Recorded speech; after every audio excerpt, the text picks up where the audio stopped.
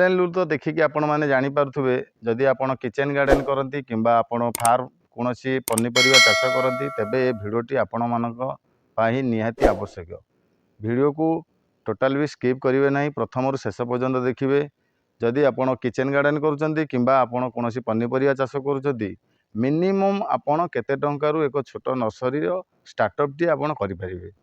आम ये भिडियो जानिबा मात्र 1000 टंका आम इन्वेस्ट करिकी एक छोट नर्सरी टे किपरि आम बाड़ी अगणार हो कि आम घर पाखे हो आम किपरि स्टार्ट करवा।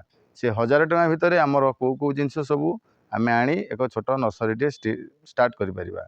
चलतु ए भिडियो रु आम जानिबा।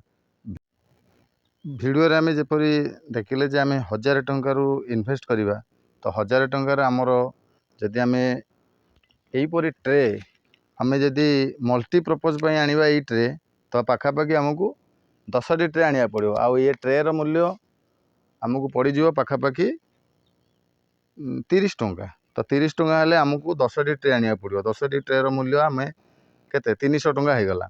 आईपरी 5 केजी जदि आम कोकोपीट ब्रिक्स आनिबा तो ये भी आमको 300 टंका पड़ो। 300 ये 300 है 600। आमको यहीपरी जिया खत आम 2 किलो नवा। जिया खत जदि आम 2 किलो नौकरी तो जिया खत आमको पाखापाखि 25-50 50 टंका पड़ो कि 30 टंका लेखाएं पड़े 60 टंका पड़ो। जदि 60 टंका है 660 टंका आमर होगला। आम जदि यहीपरी पारालाइट नवा आमको केते 10टी ट्रे आम जदि 1000 टंका इन्वेस्ट कर आमको पाखापाखि अध केजी दरकार। ये पाखापाखि आमको 100 टंका पड़ 100 टंका होगला आमको 760 टंका होगला।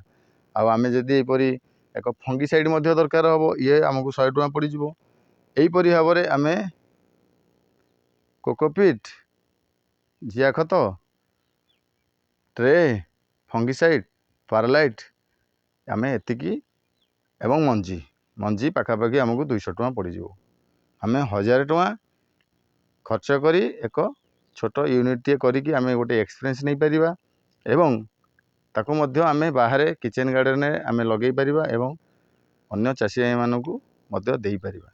वीडियो को प्रथम रु शेष पर्यंत देखिथिबारु आपण मानकू धन्यवाद। जय जगन्नाथ।